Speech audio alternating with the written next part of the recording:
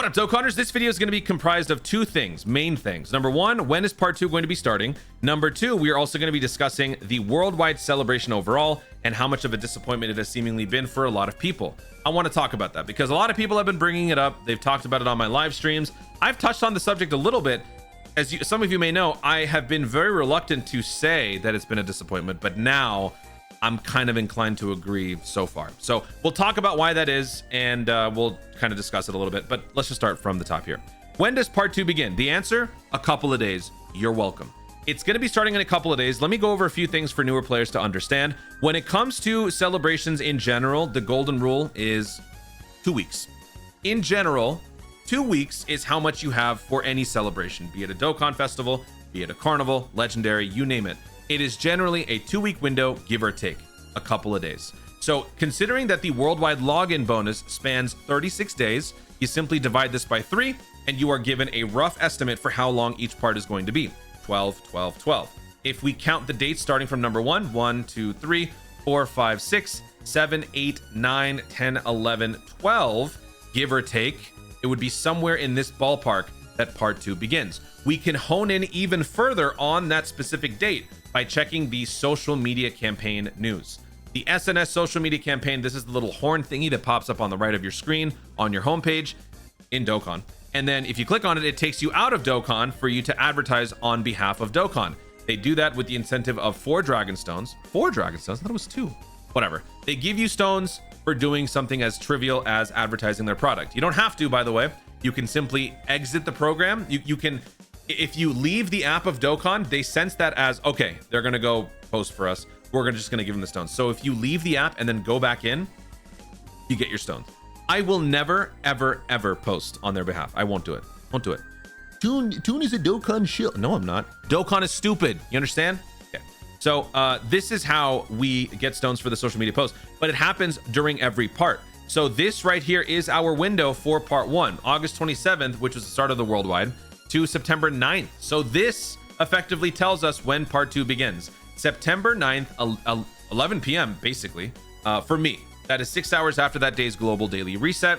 Wherever you are around the world, it'll tell you exactly what time for you part 2 begins. That is not, however, when the banners are going to be dropping. And that's probably a good thing for a lot of you guys, since a lot of you have been struggling to keep up. You need stones. So the banners themselves for part 2 drop 1 week later. This is something that a lot of people are not too fond of, because when a part begins, we're so accustomed to the banners dropping at the start of that part that it is kind of weird when they don't do that. However, I think in this particular instance, for global players especially, it's probably going to be a good thing, because I think people need all the time that they can get to recover. With all of the Dragon Stones that we have burned up with banner after banner after banner after banner after banner, I think people will take it. But there you go. So part 2 starts September 9th. Part 2's banners begin September 16th-ish. And also, actually, might be a little bit sooner than that. Let's take a look at when the discounts go away. When the discounts go away for part 1, that is when the part 2 banners start. Because you can't have discounts for part 1 active while the part 2 banner is up and running. Where is it? September 16th-ish. Let's see here. Dates. Okay, so September 13th. So they might do it a little bit sooner than that. Super multi discounts are on the 13th. Oh, that's weird. That's at 3 p.m. Okay. So after the super multi discounts go away, so it could be either the 13th or the 16th. The 13th is a Friday. The 16th is a Monday. So around that would be when the banners start. That's weird. I don't remember this. But I'm basing it off of last year. Last year, that's what they did. So I'm going to assume based on last year. So there you go. Now let's talk about the worldwide celebration overall, because when I mentioned that players might want to have more time to earn stones back, I'm sure some of you were thinking, yeah, right, Toon, with what content? And that does lead into this topic. Worldwide being a disappointment. I get it. And I kind of agree now in terms of how this has been compared to last year, but more specifically, what's been happening recently, things have been on the slower side. And now for me, in my personal opinion, I feel like this can be boiled down to 2 major components as to why part 1 has been a letdown so far. Number 1, the amount and quality of EZAs. Now, if you want to count Turles is not a bad EZA by any stretch. Turles is fantastic. But in the confines of part 1, we have had only one EZA. Now, for me, I am a far more forgiving person when it comes to EZAs because I like to see I try to be more positive, but I completely understand the justified frustration with the Broly. So with the one EZA being as ambiguous as this Broly, people aren't too thrilled about it. But then also, I think the challenge event being as lackluster as it is in terms of not as many stages, I think that also contributes. I could be wrong, so feel free to chime in. I'm just giving my opinion on this. Also, I don't consider Frieza at all to be part of Worldwide. This is a quest mode thing that Global has to catch up on. JP doesn't even get this, so this is completely irrelevant. I don't consider this at all to be part of it. By 1 week and change into Worldwide, last year we had more stuff going on for us. So let's take a look back at last year. 2023, September 1st. This is when Worldwide began. Actually, you know what? This was a week in, wasn't it? Yeah, because it started August 24th. So I don't know if this is entirely accurate. You know what? Let's go to August. Let's look up August. August, end of August. Okay. So at the end of August, we got all of these events. So we got an EX Skill Orb event, which we do have. This one was available every 7 days. So to be fair, that's the same. In Search of the Light of Hope, we do have that. That's the Rescue Shamu. We have that one, do every single day. Story event, we have that because Paragus is obtainable on this one. Blue Zone, we also have. And we have a new challenge event. Now, granted, here, ironically enough, Red Zone for JP or for last year's Worldwide was actually a little bit worse off than this year because this Worldwide or this Red Zone series had only 5 stages, and the first 2 of them were given out during Countdown. So these 2 are not even there, which means only 3 stages remained. 1, 2, 3. So part 1 got stage 3, part 2 got stage 4, part 3 got stage 5. So actually, I don't even know what the reception was last year anymore. I feel like it was pretty well received. I mean, people were coming back out of the woodwork. A lot of people were playing the game again who hadn't played before. I did a collab with D3 for crying out loud. Riku, the Dark Knight, aka better than the rest. You know him. So people were pretty receptive to Worldwide. This did not give us as much, and plus the events were limited, so that was annoying. I think I also failed on one of them, didn't I? I think I failed to drop one of these videos out on the first day because I just died too many times. So that I'm going to give a point to this year, because this year we got 3 stages for Blue Zone as opposed to the 1 last year. Right about, where the heck is it? Right about right there. Okay. Next, Divine Wrath, Mortal Will. The challenge event. So this is what I was saying. The other reason why I think people are not too happy this time. Look at how many stages there are in Divine Wrath, Mortal Will. There are 9 stages. 9 stages. There's only 3 parts of the worldwide celebration, mind you. So in part 1, we had stage 1, 2, 3, and 4. Okay. So the first 4 stages were given to us in part 1. Whereas this year, what are we getting? We are getting 1 stage of the new unique challenge event. That's kind of weird. Now, in terms of difficulty, I don't remember how those older stages were for last year, but I'm willing to bet that none of them were on par with this Broly. I could be wrong, so, feel free to correct me if I am. I do apologize if I'm wrong. I don't have the best memory here, but I'm pretty sure maybe stage 4 was a little more challenging. I don't know. 4 stages, even if they're easy versus 1, I think still makes a big difference to the player's psyche, because 1 stage, if you conquer it, it's over.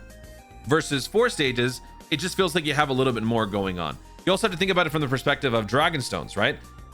This is a challenging event, sure, but 1 stage versus 4, you're getting less stones in terms of stages completed. So maybe it's the satisfaction level.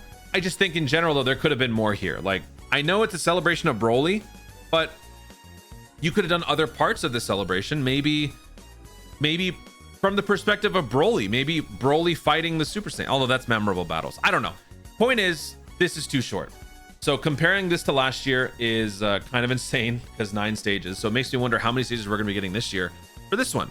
Besides that, we had the EZAs. So now we can actually go and take a look. Oh, Ultimate Clash. Ultimate Clash did not happen this time during part 1. It happened during the countdown. I think that's also part of it, because people don't consider the countdown to be part of part 1. Some people, but not us.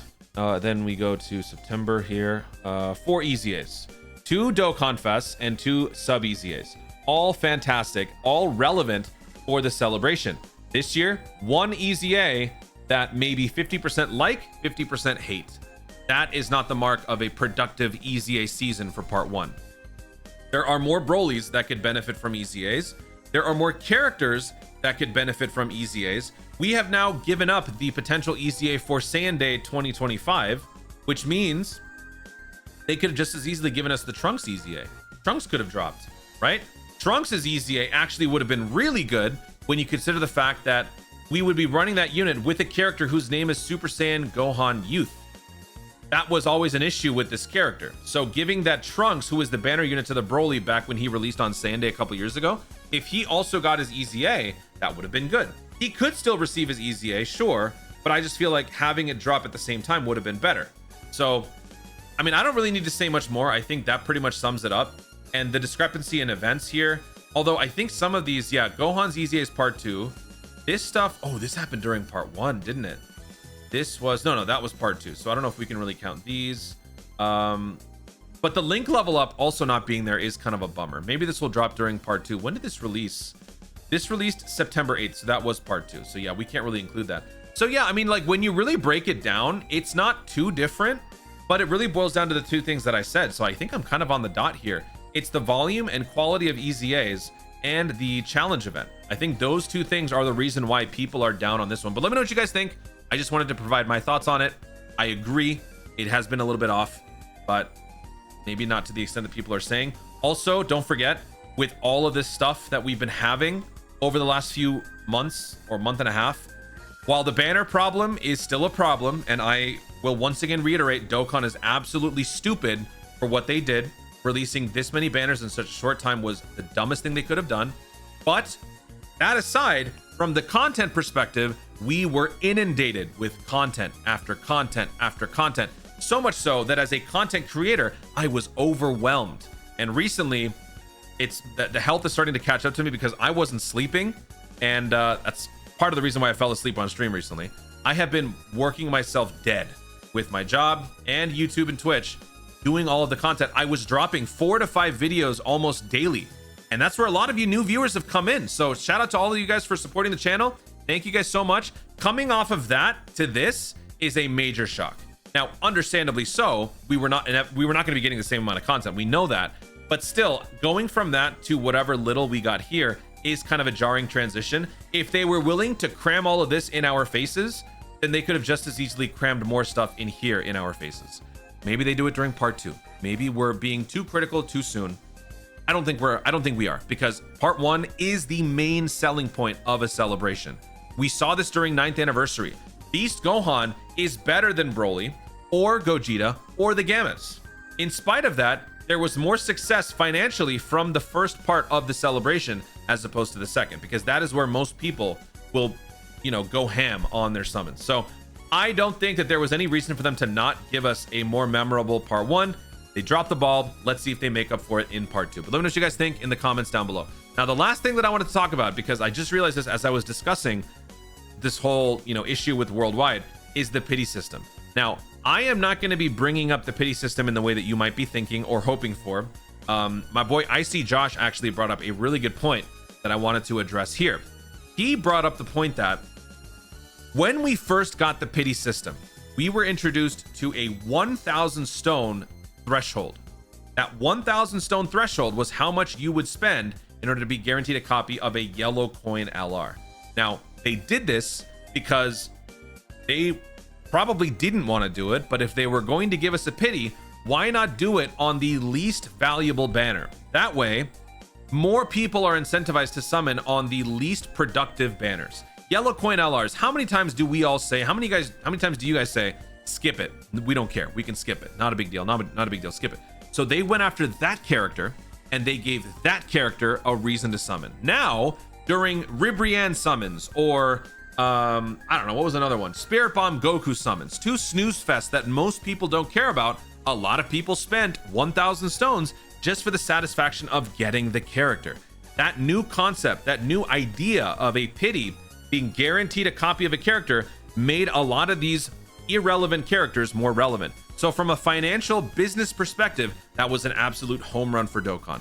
The part where I think they misstepped was after having established 1,000 to be the threshold for a guaranteed pity, switching it to 2,500 left a sour taste in a lot of people's mouths.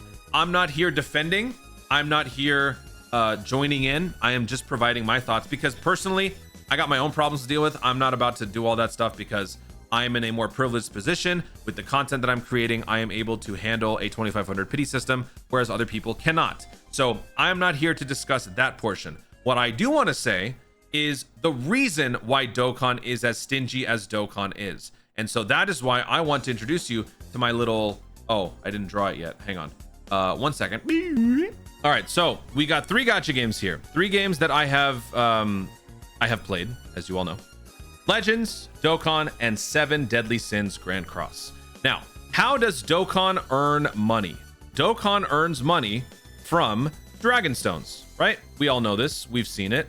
That is the only source of revenue for Dokkan. They earn from Dragon Stones. So let me actually just write that down right here. Dragon Stones. Okay, that's how Dokkan earns money. Now, if we look at... Oh, wait a second. All right, here we go. This is going to be easier. So Dragon Stones are how Dokkan earns money. For Legends, they earn money from Chrono Crystals, and they earn money from Equip Rerolls. Equip Rerolls allows you to use Chrono Crystals, aside from free-to-play currency, to make your equipment better, to make you stronger during PvP matches. And that is something, if you guys have seen Garesh's videos, Ryuden, Nano, anybody, you know what goes in, how much money goes into Equip Rerolls. Then for 7 Deadly Sins. Now again, I'm not familiar with every single gacha game. These are the 3 of the major games that I played. But for 7 Deadly Sins, there is the summoning currency, gems. Then you've got Equip Rerolls, again, just the same reason as Legends, and costumes, cosmetics. That is a big part of 7 Deadly Sins. It's not just about pulling your favorite waifu, but it's pulling them in a bikini, right? That is a part of it.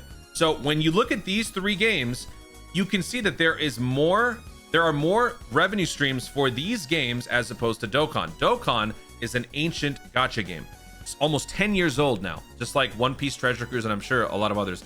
But it is an older gacha game with only 1 revenue source. So why is Dokkan more expensive for Dragon Stones as opposed to Chrono Crystals or gems? It's because they cannot afford, this is again from a business perspective, I'm not defending, but they cannot afford to reduce the prices on their Dragon Stones as that is their only source of revenue. If they had alternate revenue streams like 7 Deadly Sins, they can afford to have these be less expensive, which is why 7 Deadly Sins has crazy good deals for gems sometimes. That is why they are far more generous with their gems given upon login. I sometimes will log into 7 Deadly Sins and I'll get 30 gems just for logging in, and I literally get a free summon. I will literally get a free summon just by logging in once after like 2 months. Legends, Chrono Crystals in general are cheaper than Dragon Stones because they know that there is still a sizable demographic of players who spend a lot of money on Equip Rerolls. 7 Deadly Sins, there is a sizable demographic of people who buy the costumes for the waifus, who buy Equip Rerolls because they want to be good at PvP. Dokkan is a PvE ancient gacha game. This is the only way that they make money. So if you were to erase this revenue source or even just make it smaller like this, then the overall financial success of Dokkan wanes because of that. But if there were to be something like, what if they were to do something where Dokkan gets, you know, I don't know, link levels, or they get, I don't know, like what else could we get? Category changing or something. I don't know, like you can come up with any sort of things. If they start to implement newer ways to have people spend money, then they will be less stingy when it comes to the Dragon Stones. So that is why they are how they are. And that I think is probably why they set a 2,500 hard cap or the pity limit on the Dokkan festivals and carnivals, because this is their moneymaker. If they were to set this at 1,000 stones, that would be a big financial loss. Of course, that would be a great deal for us because at 1,000 stones, low budget players, free-to-play players will be able to afford to summon until they get the 1 copy and then get out. And now a major chunk of your summoning base is gone, leaving far less to come in. So if it's 2,500, that means you would have to invest a sizable amount, which would result in more expenses through the Pilaf Stro, the Baba Shop, Pilaf Stro, whatever, and that still makes them their money. So hopefully that explains and contextualizes why Dokkan is how Dokkan is. I'm not, again, trying to defend them. It's just something that was brought to my attention that I never really realized, and it makes a lot more sense. That's why you see the difference. Like I always see people say like Chrono Crystals are so much cheaper. Yeah, it's because they're making bank off of Goresh, Ryuden, Nano, and all those guys. They don't need as much of your money, right? Here, all of us whales, sure, we are funding the stones, but this is their only revenue source. So if you cut off this one supply, or at least, you know, throttle it massively, it's going to affect their bottom line. That's how that works. Again, you don't have to take this as like me defending. I'm just simply explaining it because I think it's fascinating to see how gacha games have changed over the years. You know, newer gacha games like all the Hoyoverse games, I don't even know how they are financially. I would imagine that there's probably other ways to spend money than just buying your, what are they called? Primo gems? I don't know. There's a new one, Zum Zero. That one. There's waifus there, so I'm sure there's a market for that. All these waifu games, there's a ton of stuff to be gained there. But for Dokkan, we're not putting Mai in a swimsuit. We're not putting all these different waifus in swimsuits. If we do that, then Dokkan is really sold out. Fire Emblem used to be a very just toned down normal game. Now it has become waifu collector central. That's what's become a Fire Emblem. That has nothing to do with this. I just wanted to point that out. Anyway, that is it. I'm going to end this video here. Hopefully that does explain a little bit more. You can still hate the pity system. That is completely fine, because Dokkan has been bleeding global dry and it's not fair. Guys, thank you so much for watching. If you enjoyed the video, be sure to like down below. Let me know in the comments your thoughts on the worldwide part 2 start date. When are you expecting it to begin? When are you expecting some news in game? When are you expecting the banners to drop for part 2? Are you looking forward to it, or do you not care at this point? And what are your thoughts on the financial structure for Dokkan as opposed to other gacha games? Do you think that this little diagram that I showed does put things into perspective, or do you think that Dokkan should still make some changes? I don't know. Just let me know what you guys think in the comments down below. Also, be sure to subscribe for more Dokkan content in the future and click the notification bell so that you let you know when I see more of my stuff. Do it. Thanks again. Stay tuned, and remember to Dokkan responsibly.